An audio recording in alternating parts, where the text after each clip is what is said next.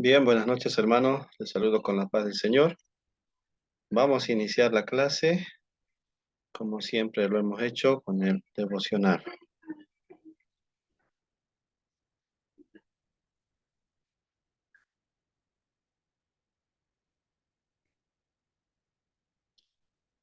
¿Ok? Bien, para hoy, 7 de febrero del año 2024, vamos a ingresar a nuestro devocional, el pan diario. El título es Ángeles sobre los muros. La lectura está en Nehemías capítulo 4, versos 6 al 9, y se enfatiza el versículo 9. Entonces oramos a nuestro Dios y por causa de ellos pusimos guarda contra ellos de día y de noche. Escuchemos lo que dice el devocional titulado Ángeles sobre los muros. Cuando Wallace y Mary Brown se mudaron a una zona pobre de Birmingham, Inglaterra, para pastorear una iglesia, no sabían que una pandilla había convertido el lugar en su guarida.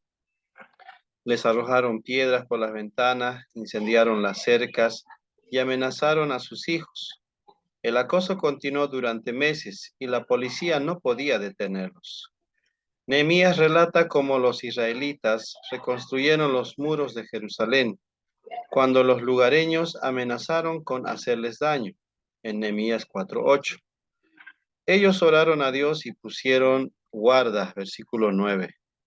Los Browns sintieron que Dios estaba usando este pasaje para guiarlos, así que toda la familia y algunas otras personas caminaron alrededor de las paredes de la iglesia, pidiéndole a Dios que pusiera ángeles para protegerlos.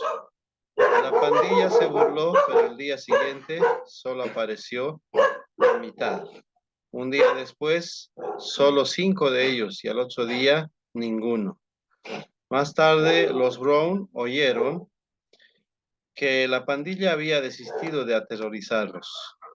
Esta respuesta milagrosa a la oración no es una fórmula para que nos protejamos, pero sí es un recordatorio de que habrá oposición a la obra de Dios y que debemos luchar con el arma de la oración. Nehemías les dijo a los israelitas: acordaos del Señor grande y temible, versículo 14. Él puede recuperar incluso los corazones violentos. Qué interesante, hermanos, saber que Dios está con nosotros.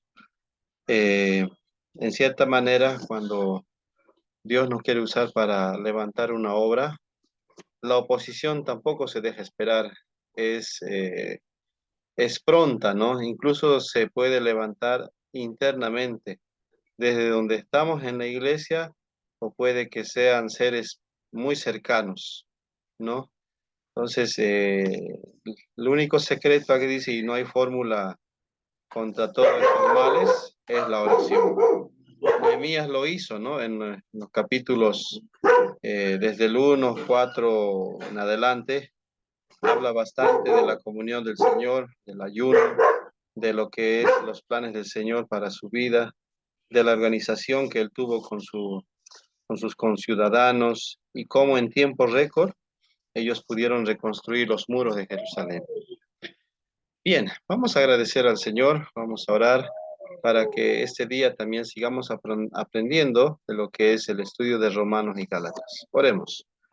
Señor, te damos gracias en esta noche por este día hermoso que usted nos da. Gracias por la vida. Ayúdanos siempre a estudiar más de tu palabra. Queremos continuar en esta segunda clase de la materia Romanos y Gálatas para ir aprendiendo más en profundidad de las enseñanzas y doctrinas que tiene este libro. Gracias, Señor, en el nombre de Jesús. Amén.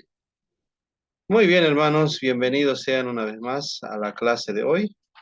Vamos a continuar con lo que es nuestro estudio. Nos habíamos quedado en esta lámina, por lo cual vamos a entrar a lo que es la presentación. Sí, entonces vamos a tenerlo en tamaño donde ustedes puedan verlo. Ahí está, ¿no? Entonces, vamos a continuar. Un ratito, por favor, algunos ajustes. A ver, aquí hay unas ventanas extras. Ya, ahora sí. Bien, habíamos quedado en esta cronología del ministerio de Pablo. La pregunta era en qué año se escribió esta carta y aproximadamente hablamos de los años 57 al 58 y el lugar pues, probablemente desde Corintios, en la cual la lectura bíblica en Hechos 21 y Hechos 21:17 nos dan un cercano lugar, ¿no? De donde fue. Pero vayamos a la palabra para poder salir de dudas. Busquemos en nuestras Biblias Hechos capítulo 20, aquí, versículo 1. Dice así: Después que cesó el alboroto, llamó Pablo a los discípulos, y habiéndolos exhortado y abrazado, se despidió y salió para ir a Macedonia. Capítulo 21, verso 17, dice así: Cuando llegamos a Jerusalén, los hermanos nos recibieron con gozo. Entonces, probablemente dice en su tercer viaje misionero, escribe segundo a Corintios y probablemente en Filipos, Macedonia, Troas, y también se menciona acá que también fue escrito Romanos, ¿ya? Lugar desde donde escribió está desde Corintio, como lo habíamos mencionado, el año 57 después de Cristo, durante su tercer viaje misionero. En el tercer viaje, a principios del 53 después de Cristo, Pablo y sus compañeros fueron otra vez por tierra hasta Galacia y Frigia, hoy en día Turquía, para fortalecer espiritualmente a los hermanos. Ellos se quedaron más de 2 años en Éfeso y desde Éfeso Pablo fue a Filipos y luego Corinto, donde escribió Romanos, enviando a la carta con Febe, una diaconisa de Cencrea, el año 57. Pablo volvió a Corinto, de regreso hasta Jerusalén, pasado por Macedonia, Asia Menor. Entonces tenemos acá la geografía, ¿no? De los viajes que Pablo fue visitando. Pablo vuelve a visitar la iglesia en Galacia, peregrinando por los viajes. Pablo restaura la vida del joven Eutico. Pablo vuelve a visitar a Corinto, ¿no? Pablo establece la iglesia y escribe primera y segunda Corintios y vuelve otra vez, ¿no? A lo que es Jerusalén. Mire, parece cortito el viaje, ¿no? Pero en esos tiempos el caminar era de bastante tiempo, tenían que tomar diferentes medios de transporte, ya sea a pie, ya sea en camello, ya sea en transporte marítimo, ¿no? Ciertas embarcaciones, pero Pablo tenía que cumplir la misión, ¿no? Entonces, es algo interesante el poder entender, hermanos, que la obra no podía paralizarse, debía seguir. ¿Cómo sabemos? La pregunta, ¿cómo sabemos que Pablo escribió la epístola a los romanos desde Corinto? Tenemos la evidencia interna. Pablo envía la epístola con Febe, hermana que servía en la iglesia que está en Cencrea, en puerto de Cencrea, de Grecia, perdón. Veamos lo que dice Romanos 16:1. Vayamos otra vez a la palabra. Romanos, capítulo 16, verso 1. Dice así: Os recomiendo además nuestra hermana Febe, la cual es diaconisa de la iglesia de Cencrea. ¿Sí?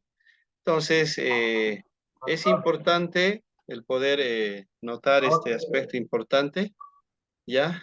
Eh, a ver un ratito, ya, ya. Pastor, ¿Sí? ¿Quién me habla? no está saliendo, habla Eduardo, pastor, no está saliendo en la pantalla, pastor, está detenida la pantalla.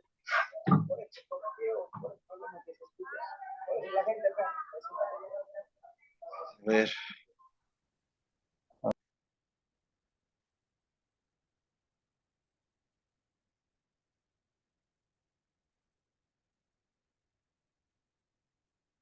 Ahora sí, Ahora sí, está saliendo. ya. Es problema de internet que parece que a esta hora todos se conectan y se satura. Ya, volvemos. Como les decía, tenemos evidencia interna de que Pablo escribió la carta a los romanos desde Corinto. Tenemos la evidencia de que Febe fue una diaconisa, el cual llevó la carta a los ciudadanos romanos. También llama al hermano Gallo, su hospedador, quien es mencionado en 1 Corintios 1:14, como un miembro de la iglesia en Corinto, a quien el apóstol Pablo bautizó, y Gallo envía su saludo a los romanos. ¿No? Es típico de Pablo en cuanto a su forma de escribir, que él hace las salutaciones previamente y al terminar de escribir la despedida, ¿no? Y los saludos correspondientes. Pablo menciona en Romanos a Erasto. ¿Quién era este hombre? Tesorero de la ciudad. También le envía saludos en Romanos 16:23, desde donde Pablo escribía. En la ciudad de Corinto existe un bloque en el pavimento que dice, Erasto colocó este pavimento de su propio peculio. Si este Erasto era el tesorero de la ciudad de Corinto, entonces Pablo estaba escribiendo desde Corinto. Entonces la evidencia está internamente en la Biblia y nos muestra, ¿no?, la autoría de Pablo. Entonces tal vez muchos pensadores, teólogos y ciertas doctrinas quieren desmerecer la autoría de Pablo, pero podemos observar de que sí, Pablo está así como autor de la epístola a los romanos. Sigamos. La carta cronológica, esto es muy bonito, hermanos. Quisiera que este material lo tengan también, ¿sí? Lo voy a subir a Classroom. Miren, ¿no? Está todo detallado desde el periodo, fecha de escritura, los acontecimientos, la historia, el contexto histórico y la publicación. Si vemos la carta en Romanos, entonces aquí vemos aproximadamente los años 56, primer encarcelamiento de Pablo, se escriben las epístolas de Pablo y lo encontramos a Romanos. Antes de que se escriba Marcos, notes ese detalle, ¿ya? Primero fue Pablo, bueno, Santiago en primer lugar, fueron la epístola a Santiago. Después fue Gálatas, primera y segunda Tesalonicenses, primera y segunda Corintios, Romanos, luego viene Marcos. En el orden cronológico de los años estoy hablando. Alguna vez me preguntaron, ¿entonces nuestra Biblia está mal ordenada? No. El orden está ordenado por secciones, como corresponde, ¿no? Libros poéticos, la sección de esos libros. Evangelios, la sección de los 4 evangelios. Pero en el orden cronológico de los años, este es el orden en el cual fueron escritos, ¿no? Listo. Seguimos. Aquí hay un cuadro más detallado, ¿no? Tenemos entonces ubicando a la carta a los romanos, si pueden seguirme el cursor, aquí, ¿no? Entre los años 55 al 60 se escribe Marcos, y segunda de Corintios y Romanos. ¿Qué sucede en el hecho histórico? Encontramos a lo que es rey Herodes Agripa, también en ese tiempo está Nerón, ya iniciando la primera persecución cristiana, ¿no? Ya sus principios, ya las primeras estrategias de cómo poder perseguir a los primeros cristianos y a la iglesia. Incluso a nivel historia, la iglesia se habla de que Jerusalén eh, fue incendiada, ¿no? O Roma en este caso, por este emperador, que él mismo causó, culpando a lo que es los cristianos, ¿no? Fue un plan muy estratégico, que hasta el día de hoy sigue funcionando, ¿no?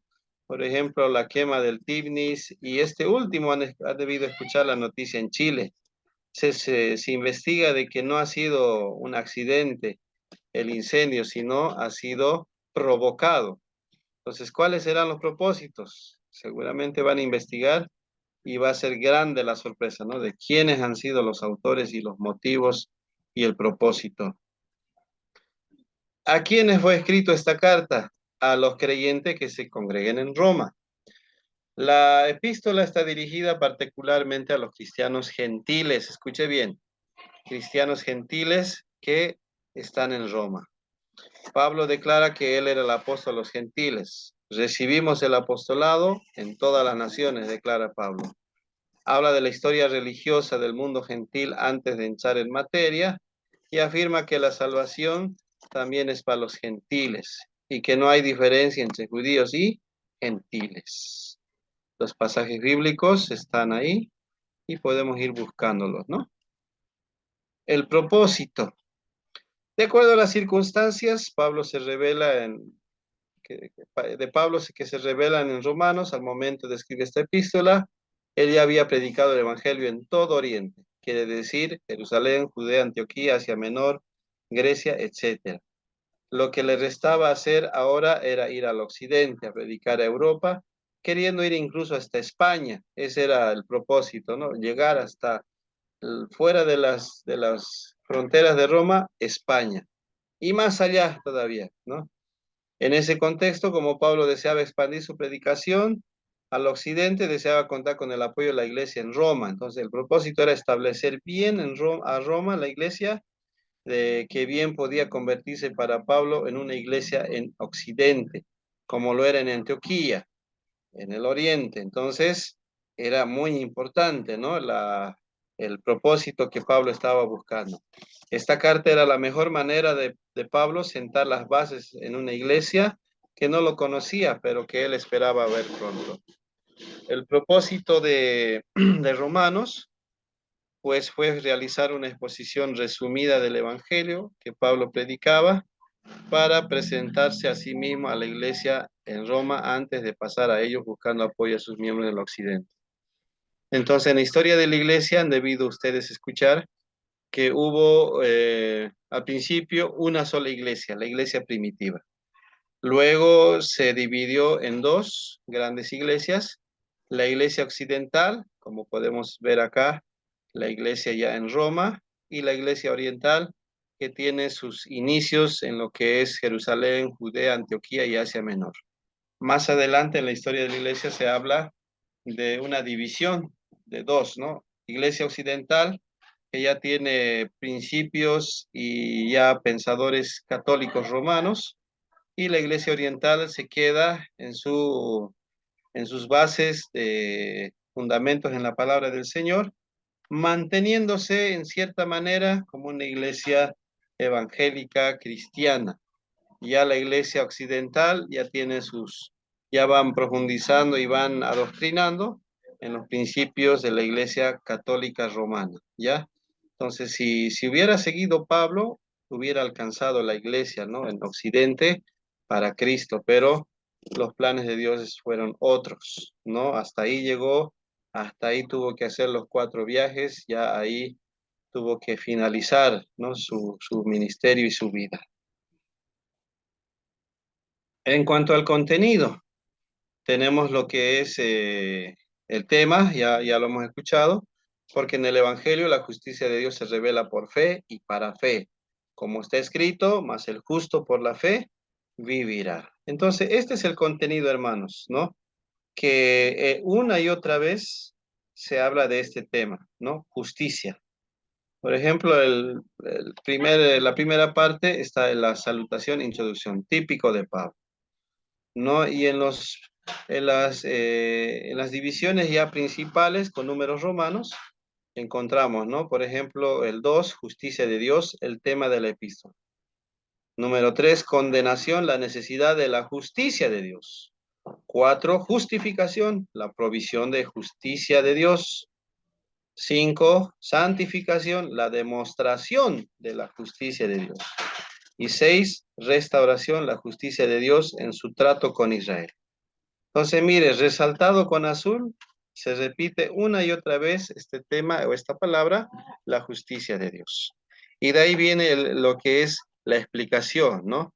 Los subpuntos dentro de las divisiones principales. La injusticia de los gentiles, la injusticia de los judíos, la injusticia de la raza humana. En el 4, la fuente de la justicia, el ejemplo de justicia, la bendición de la justicia, la imputación de la justicia, ¿no? Está en el punto 5, aspectos de la justicia, etcétera, etcétera. Entonces, todo Pablo lo fue sistematizando, ordenando, para que pueda, de alguna manera, el lector, en este caso nosotros, podamos entender lo que Pablo quiere escribir, ¿no? Y asimismo también a la iglesia en Roma, que ese era el propósito de Pablo.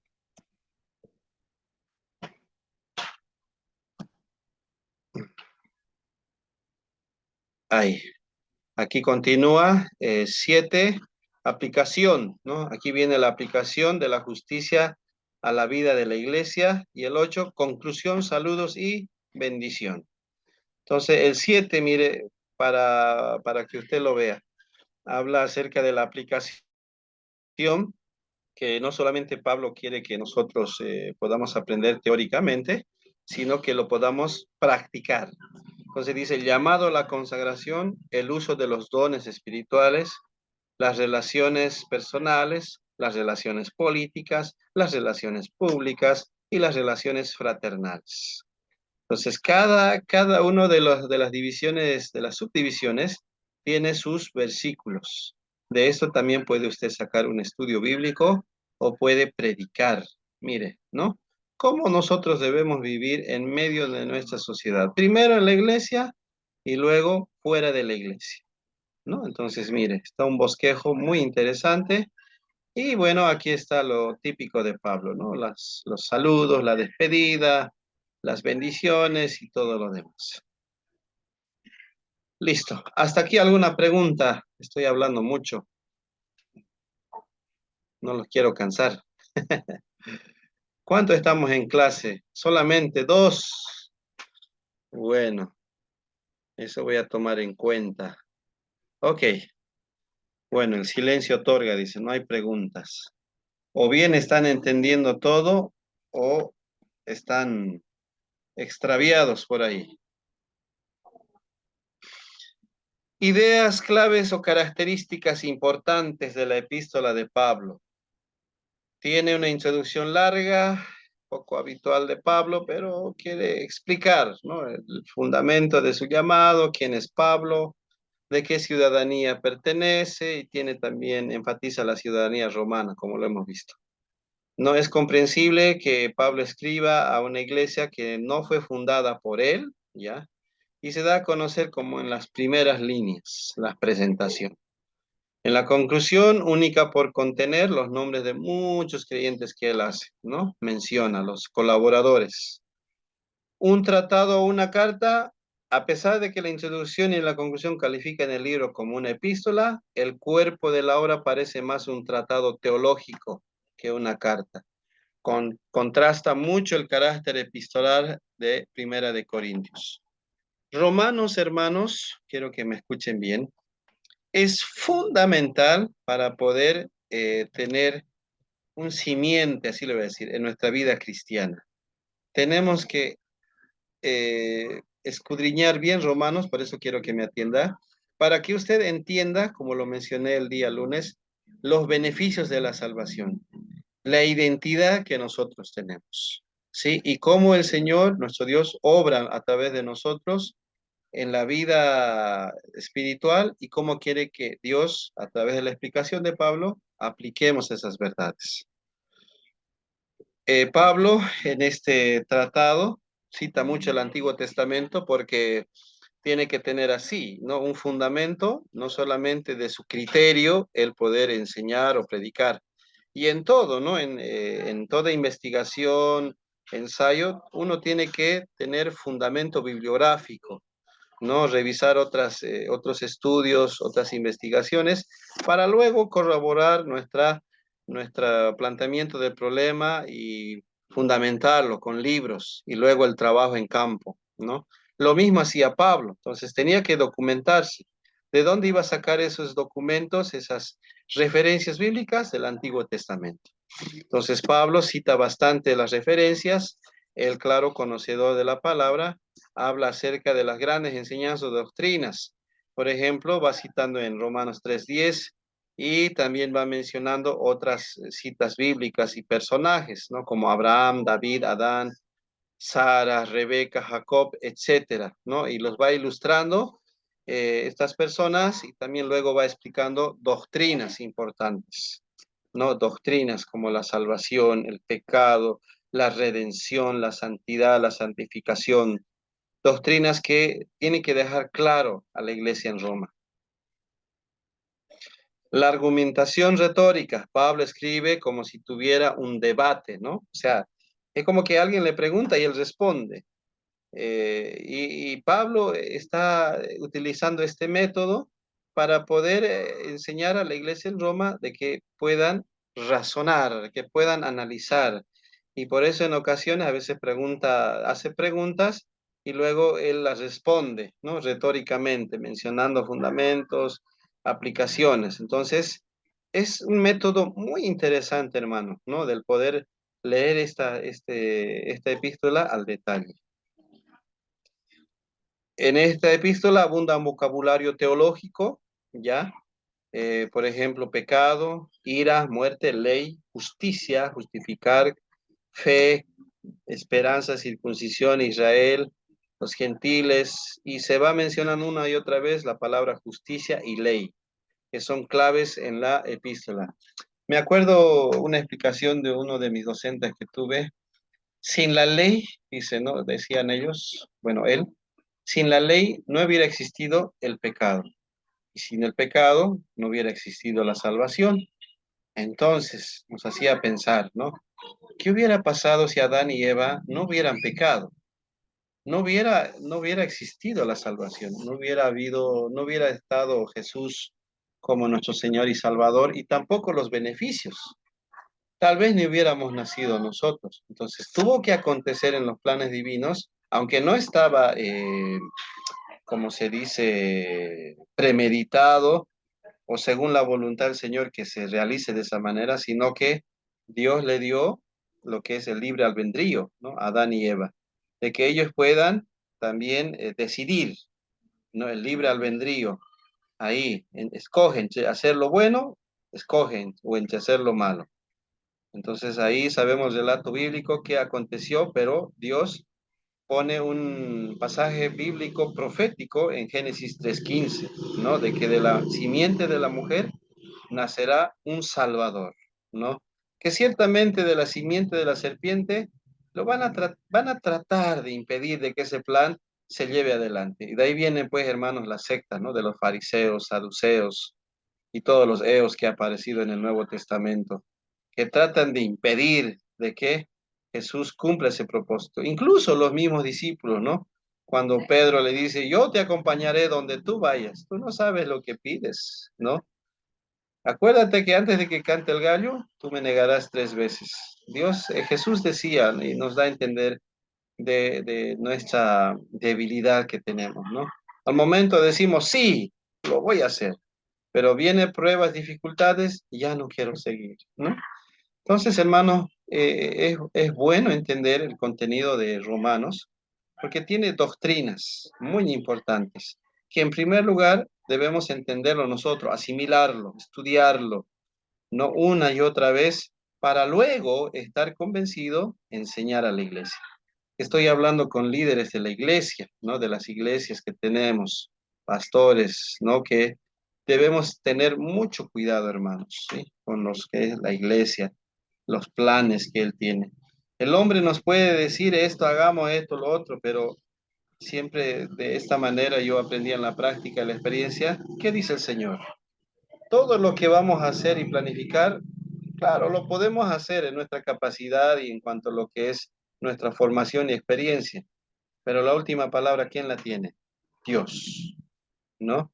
David estaba emocionado, dijo, yo voy a construir una casa hermosa para nuestro Dios. Pero ¿qué le dijo Dios? Tú no lo vas a hacer porque tus manos están manchadas de sangre por todas las batallas que hiciste. Tu hijo será quien hará un lugar especial para que yo viva con mi pueblo. Entonces David, con esa esperanza y la promesa de Dios, del Señor, dijo, entonces que lo haga mi generación. Pero mire, a nosotros también nos puede tocar esto, ¿no? Esta ilustración que dice la palabra. Que nosotros sembramos y de repente queremos cosechar. Pero dice la palabra, unos siembran, otros cosechan. O sea, da a entender de que puede que nosotros, de tanto invertir el tiempo y recursos y todo lo que es nuestras fuerzas, la iglesia pareciera que no crece. pero viene otro y va cosechando. Pero ¿y quién da el crecimiento? Dios. Dios es el único que puede dar ese crecimiento. Entonces nosotros como obreros debemos, por eso digo hermanos, entender bien esta epístola. Seguimos. Vamos con lo que es las grandes doctrinas que menciona Romanos.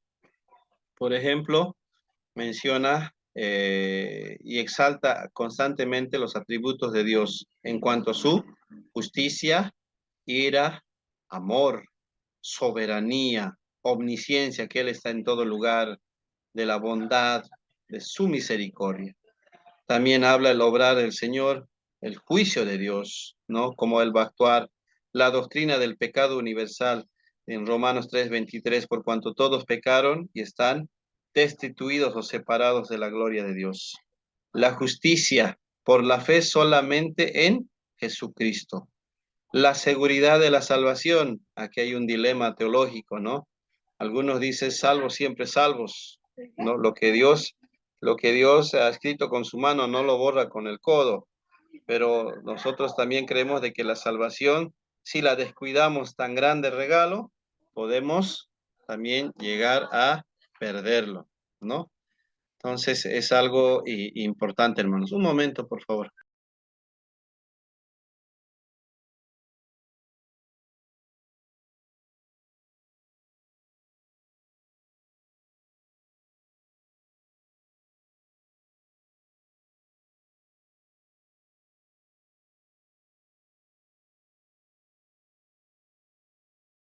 Continuar. Eh, Hablamos también de lo que es el pecado heredado de Adán. Esto es el pecado innato. Como dije, Romanos 3:23, todos pecaron y nacen con pecado. El bebé que nace, nace con pecado. No importa si nace en una familia pastoral, ya nació con pecado. Hablamos la santificación por el Espíritu y la elección también de la soberanía de Dios. El plan de Dios con Israel, los dones del Espíritu, la responsabilidad del creyente para con el gobierno humano y los principios de libertad. Hablamos de la ética. Muy bien, hasta aquí hermanos vamos a quedar. Tengo un problemita con internet, ya, entonces les voy a dejar ahorita con una explicación de lo que es el resumen de Romanos. A ver, un ratito, por favor. Quiero saber en qué lámina he quedado. Ya, un ratito.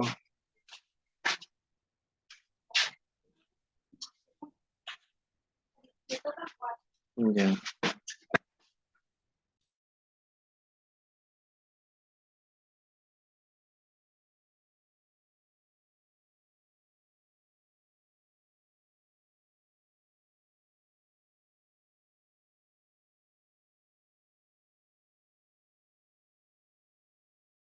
Ah, solamente nos faltaba una lámina y con eso hemos terminado. ¿Ya? Entonces les voy a dejar ahorita eh, un estudio inductivo, ya para que ustedes lo puedan ver. Terminamos de ver y luego vamos a finalizar la clase. ¿Ya? Un ratito, por favor.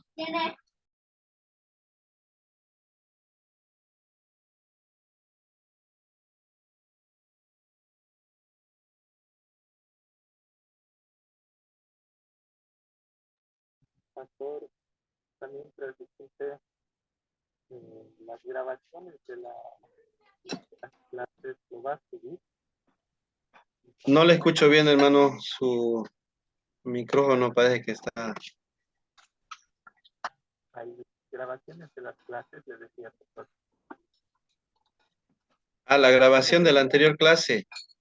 Sí, las Sí, grabaciones de las clases nos va a pasar, ¿verdad? ahora sí la escucho. ¿Sabe qué? Tuve un problemita.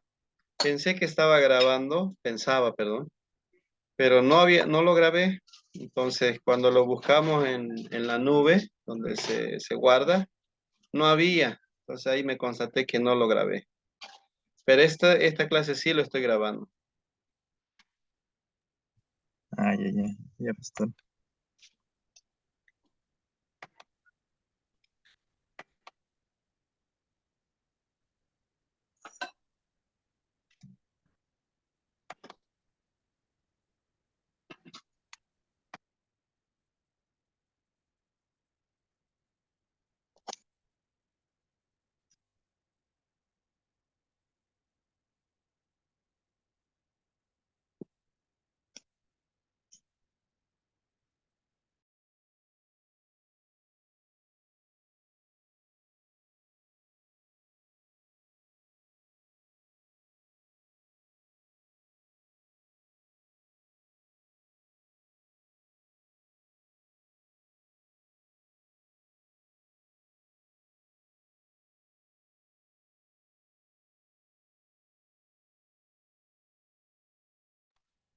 Ya. ¿Pueden ver, hermanos, mi pantalla? Sí, lee la Biblia. Se ve. Eso es.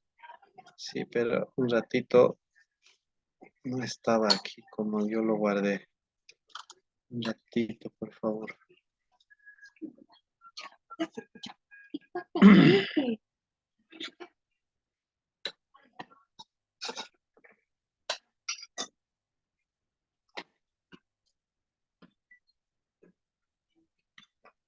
Ya, ahora sí. Un ratito, un ratito. Ya. ¿Pueden ver mi pantalla? Carta de Pablo a los Romanos. ¿Sí? Sí, se ve. Ya, ahora sí. Los dejo con este video y me dicen si se escucha. Cosas más extensas e importantes que fueron escritas por el hombre anteriormente conocido como ¿Se Se escucha. escuchó? Ya, listo. Sí, sí. Les dejo, hermanos. Saulo de Tarso.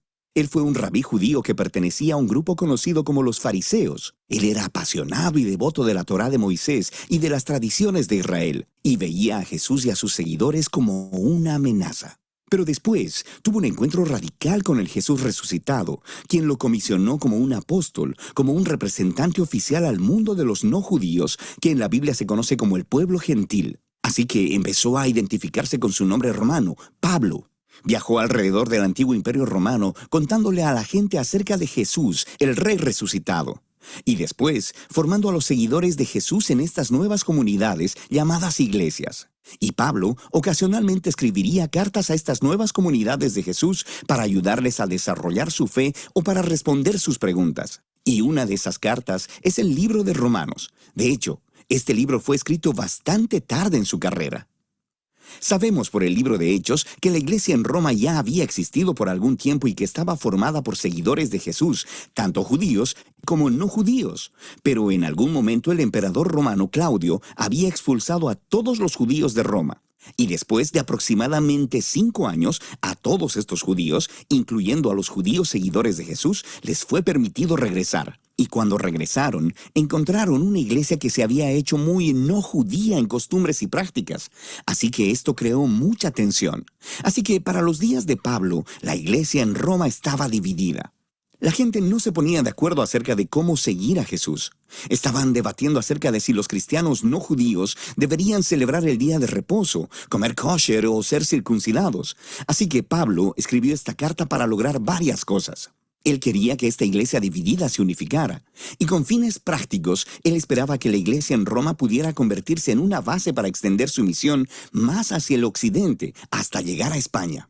Así que estas circunstancias fueron las que motivaron a Pablo a escribir su explicación más completa del Evangelio, las buenas nuevas que él anunciaba acerca de la vida, muerte y resurrección de Jesús. La carta está diseñada para tener 4 movimientos principales, pero está unificada como una larga exploración del Evangelio.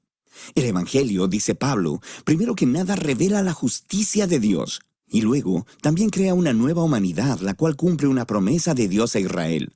Así que este Evangelio es lo que unificará a la iglesia.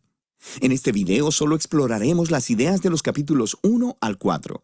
Así que Pablo empieza presentándose a sí mismo como un apóstol llamado por Dios para dar a conocer el Evangelio de Jesús, quien es el Mesías de Israel, que fue levantado de los muertos como el Hijo de Dios, Rey de las Naciones. Y Jesús ahora llama a toda la humanidad a colocarse bajo su gobierno de amor. Y Pablo dice que esta buena nueva sobre el Rey Jesús es, primeramente, poder de Dios para salvar a las personas que confíen en Él, y en segundo lugar, revela la justicia de Dios. Ahora, justicia es una palabra del Antiguo Testamento llena de significado para Pablo. Describe el carácter de Dios, que Él siempre hace justicia, lo que es recto y lo que es bueno, pero también que Él es fiel y justo para cumplir sus promesas. Y Pablo dice que la historia de Jesús muestra cómo Dios ha hecho ambas cosas. ¿Cómo? Bueno, primeramente hace un creativo recuento de los capítulos 3 al 11 del Génesis. Él muestra cómo todo el mundo gentil, todas las naciones, están atrapadas en una espiral de pecado y egoísmo. El corazón y la mente humana están quebrantados, dice Pablo. Le hemos dado la espalda a Dios para abrazar la idolatría, que quiere decir buscar significado en las cosas creadas y entregar nuestra lealtad a esas cosas y no a Dios. Esto resulta en una distorsión de nuestra humanidad y en comportamientos destructivos. Y lo que queda es una humanidad culpable delante de un Dios justo y recto. A lo que el pueblo de Israel podría decir, bueno, entonces es algo bueno que Dios escogiera a nuestro pueblo de entre las naciones. Él nos salvó de la esclavitud en Egipto, nos dio las leyes de la Torá y en ellas el día de reposo y el comer kosher y la circuncisión. Y todas estas leyes nos muestran la manera de vivir como el pueblo santo de Dios. Pero no tan rápido, dice Pablo. Él también les recuerda la historia de la Torá y del resto del Antiguo Testamento, el cual demuestra que Israel era tan pecaminoso, idólatra y moralmente quebrantado como el resto de la humanidad. De hecho, Israel es todavía más culpable que los gentiles, dice Pablo, porque ellos tienen la Torá y deberían saber cómo son las cosas. Así que, concluye Pablo, toda la humanidad, gentiles e israelitas, están desesperanzadamente atrapados y son culpables delante de Dios. Pero esa no es la última palabra. Las buenas nuevas de Jesús son la respuesta de Dios.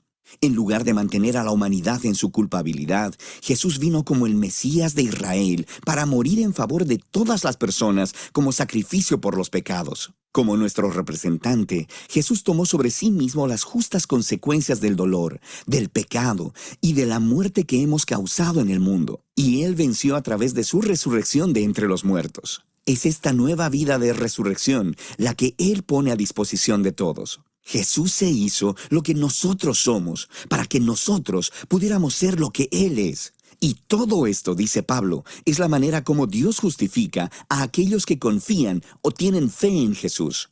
Justificación es otro término del Antiguo Testamento lleno de significado para Pablo y se relaciona con la justicia de Dios. Literalmente significa declarar como justo. Debido a lo que Jesús hizo a nuestro favor, se nos da un nuevo estado delante de Dios. En lugar de declararnos culpables, Dios nos declara como personas que tenemos una correcta relación con Él y somos perdonados. La justificación nos integra en una nueva familia. A la persona que confía en Jesús se le da un lugar dentro del pueblo del pacto de Dios. La justificación también resulta en un nuevo futuro que comienza con un viaje de transformación de la vida por la gracia de Dios. Así que todas estas cosas acerca de la justificación son un regalo de Dios para aquellos que están en Cristo a través de la fe.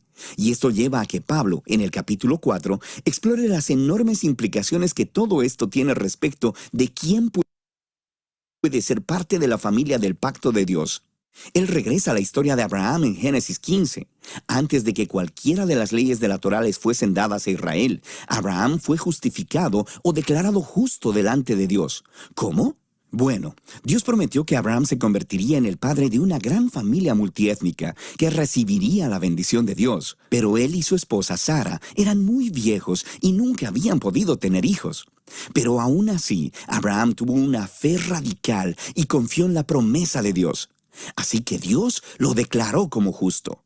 Así que Pablo dice que ahora Abraham se ha convertido en el padre de la nueva familia del pacto de Dios y que esta familia se está esparciendo por todo el mundo.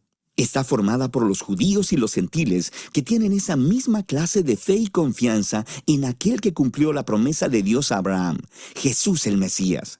Así que hagamos una pausa y resumamos las ideas principales de Pablo aquí en los capítulos del 1 al 4, porque estas son el fundamento para entender el resto de la carta. Toda la humanidad está sin esperanza, atrapada en pecado y necesita ser rescatada. Sin embargo, este rescate no sucederá porque ellos intenten obedecer las leyes de la Torá. En lugar de eso, el carácter justo de Dios le ha movido a rescatar al mundo a través de la muerte y resurrección de Jesús, de modo que Él pudiera crear esa familia multiétnica de Abraham basada en la fe como su nuevo pueblo del pacto. Así que Pablo va a mostrar cómo esta nueva familia es parte de algo mucho, mucho más grande y que los llama a una manera completamente nueva de vivir juntos. Pero todo ello estará basado en estas ideas centrales exploradas en los capítulos del 1 al 4 de la carta de Pablo a los Romanos. Bien, hermanos, vamos a quedar hasta aquí. Como ven, solo una parte no hemos llegado a estudiar. Falta las otras tres divisiones que son muy importantes, pero con este estudio inductivo, este cuadro que es muy importante, lo voy a ir subiendo también a Classroom, ustedes lo puedan ver una y otra vez. Y claro, pueden imprimir esta explicación clara, ¿no? De lo que es las secciones importantes de la carta de Pablo a los romanos. Bien, con las disculpas del caso, como me habían preguntado y descuido mío, la primera clase no lo pude grabar. Pensaba que estaba grabando, pero no había sido así. Entonces, esta clase recién vamos a tener grabada, ¿sí? Bien, vamos a concluir. Voy a pedir a mi hermano Eduardo, o Joel, perdón, hermano Joel, que nos pueda dirigir en oración. Entonces, algunos de los hermanos me han pedido permiso, están en reuniones, otros están en diferentes actividades. Vamos a continuar el próximo lunes y Dios mediante hasta el jueves voy a asignar tareas para que lo presenten el miércoles. Ya les voy a dar bastante tiempo para que ustedes puedan terminar las tareas que van a ser asignadas, ¿sí? Hermano Joel, por favor. Amén, pastor, vamos a orar. Gracias, Señor. Gracias, Padre, por reunirnos, por aprender más de tu palabra. Señor, gracias por la sabiduría que das a mi pastor Ramiro, a mis hermanos también, Señor. Tú eres revelando, Señor, tu palabra bendita, Señor. Te agradecemos por esta noche, por tu amor, tu misericordia que nos has tenido acá. Y terminamos en tu nombre santo. Gracias, Señor. Amén. Amén. Muchas gracias, hermanos. Que Dios me los bendiga y será hasta el día lunes. Bendiciones. Bendiciones.